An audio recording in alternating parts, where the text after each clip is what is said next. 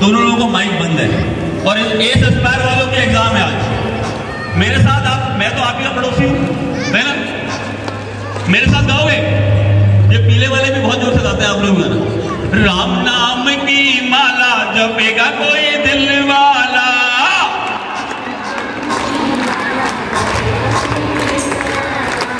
राम नाम की माला जपेगा कोई दिल वाला,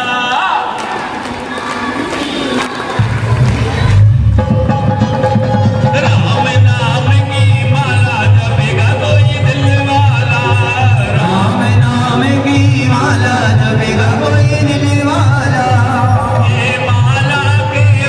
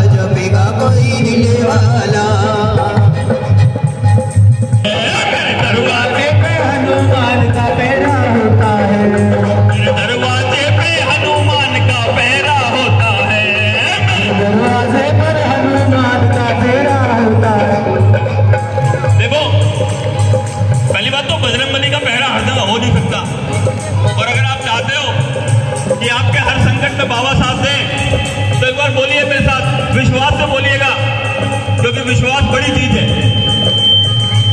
और जब जब भी कोई संकट मुझ पे गहरा होता है, जब जब भी कोई संकट मुझ पे गहरा होता है, मेरे दरवाजे पे हनुमान का पहरा होता है, मेरे दरवाजे पे हनुमान का पहरा होता है, मेरे दरवाजे पे हनुमान का पहरा होता है, मेरे दरवाजे पे हनुमान का पहरा होता है। बताइए मेरा क्या?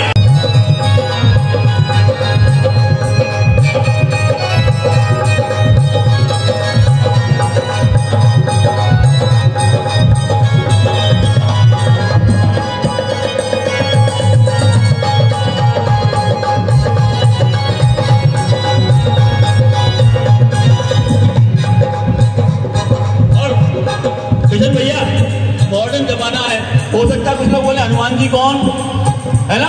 आज कुछ फेसबुक का जमाना है, लोग हनी सिंह को जानते हैं, हनुमान जी को नहीं जानते। तो मैं बता दूं, हनुमान कौन? और श्री राम का सेवक है ये, शंकर का अवतारी है, शंकर का अवतारी है, शंकर श्री राम के चरणों में बसेरा होता है, श्री राम के चरणों में बसेरा होता है, दरवाजे पे हनुमान का पहरा होता है, मेरे दरवाजे पे हनुमान का पहरा होता है।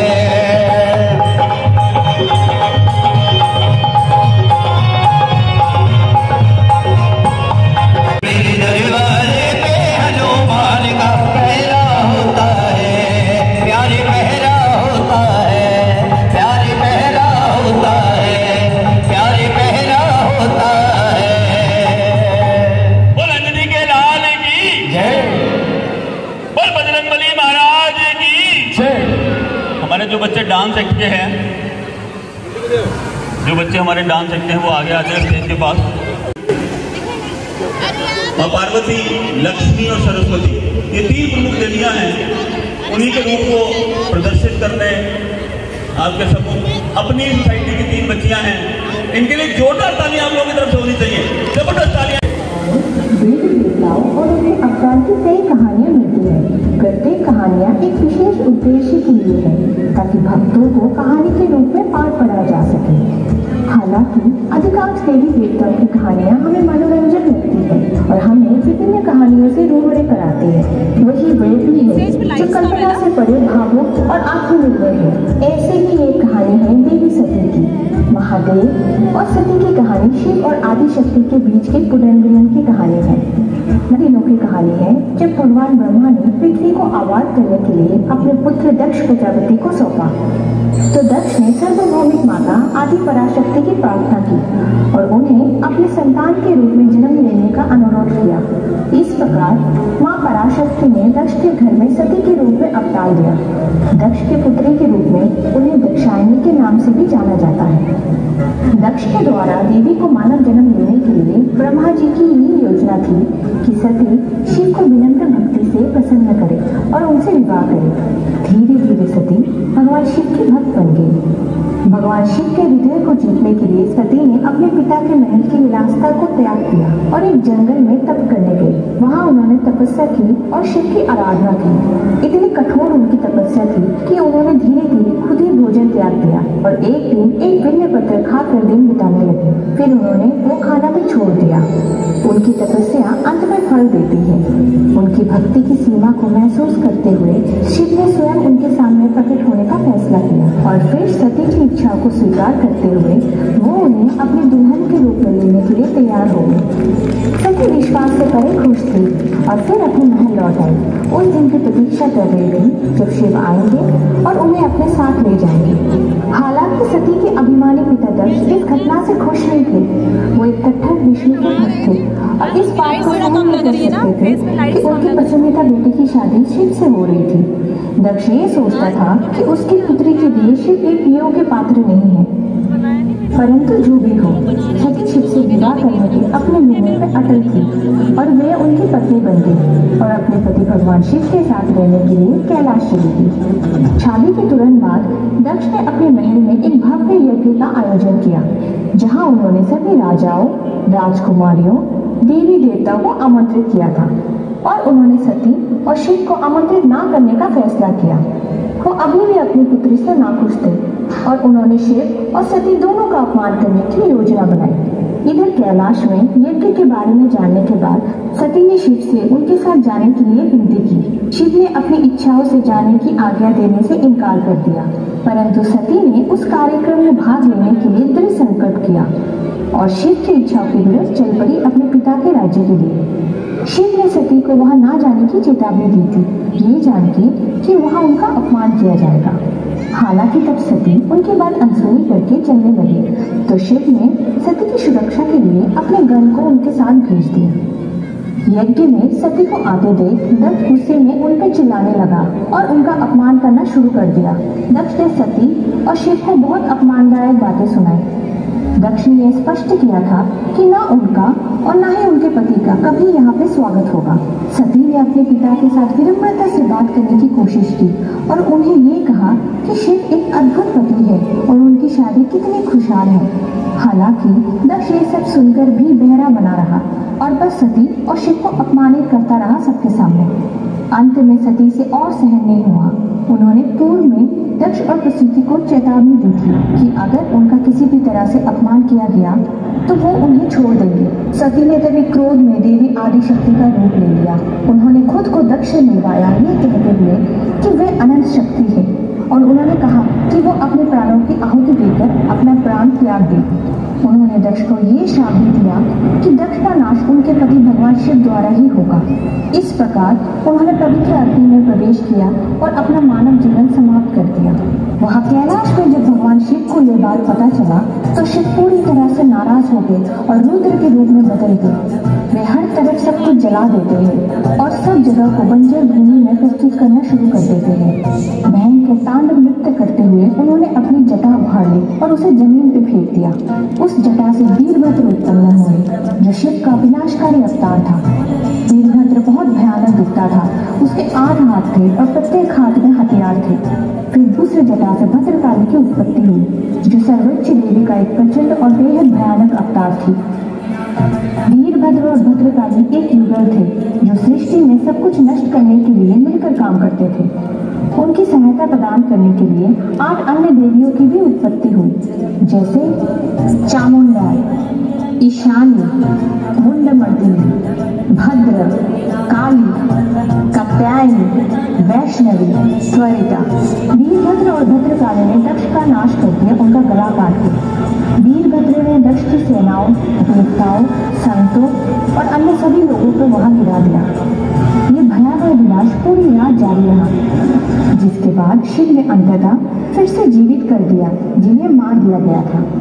यहाँ तक कि उन्होंने दक्ष को भी जीवन दान दिया। इसके बाद शिव ने दक्ष के सिर को बकरी के सिर से जोड़ दिया। शिव की करुणा और कृपा देखकर दक्ष आखिर में बदल गए और भगवान शिव का एक भक्त बन गया। शिव सती के वियोग से पूरी तरह से टूट गए थे।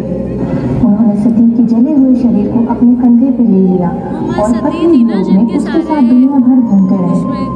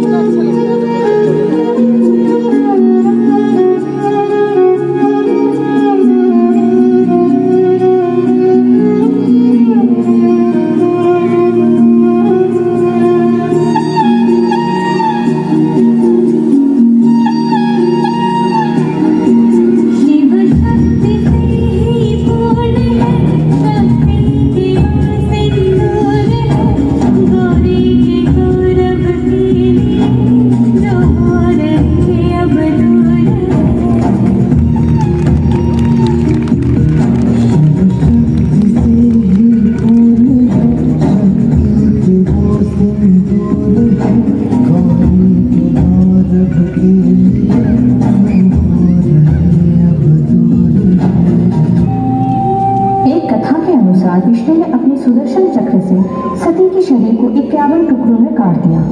उन्होंने उनमें से प्रत्येक का नाम शक्तिपीठ रखा। सुदर्शन चक्र से काटने पर सती के शरीर के टुकड़े भारत के विभिन्न हिस्सों में गिर गए। इनमें से प्रत्येक शरीर के अंगों में सर्वोच्च देवी आदि पराशक्ति का अभिव्यक्ति था।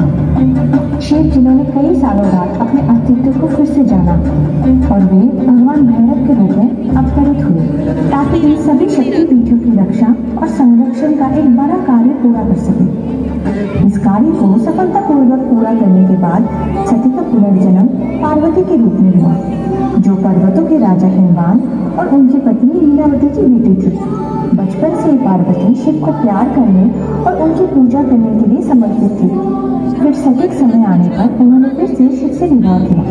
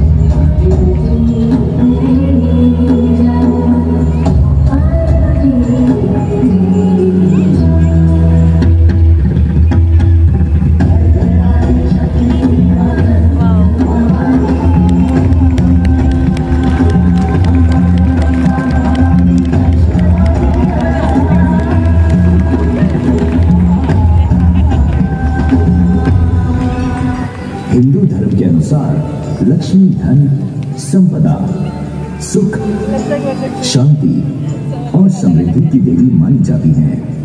लक्ष्मी यानी लक्ष्य और नींव जो आपको आपके लक्ष्य से मिलाती है उसे लक्ष्मी कहा जाता है। आइए जानते हैं मां लक्ष्मी के जन्म की अद्भुत कहानी। मां लक्ष्मी महर्षि भृगु और ख्याति की बेटी हैं। वो पहले से ही भगवान विष्णु की तरफ अनुरक्त थी।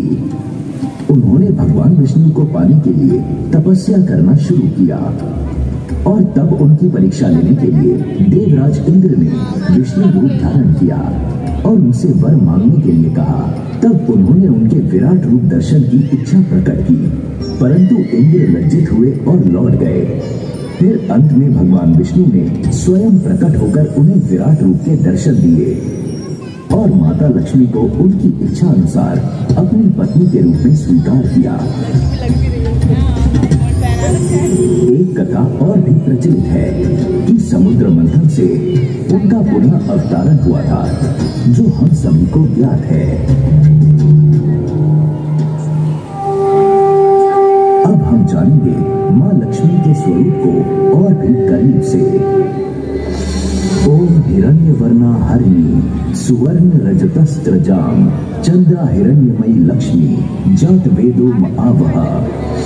हे जात वेद अग्निदेव, आप मुझे स्वर्ण के समान पीठ वर्ण वाली तथा किंचित हरित वर्ण वाली तथा हरिणी रूप धारिणी स्वर्ण मिश्रित रजत की माला धारण करने वाली, चांदी के समान श्वेत पुष्पों की माला धारण करने वाली, चंद्रमा के सदृश प्रकाशमान तथा चंद्रमा की तरह संसार को प्रसन्न करने वाली जो चंचला है, ऐसी माता लक्ष्मी जी को मेरा नमस्कार।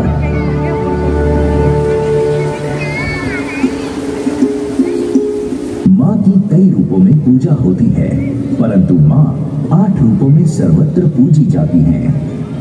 ये स्वरूप हैं आदि लक्ष्मी, जो भृगु और ख्याति की पुत्री हैं।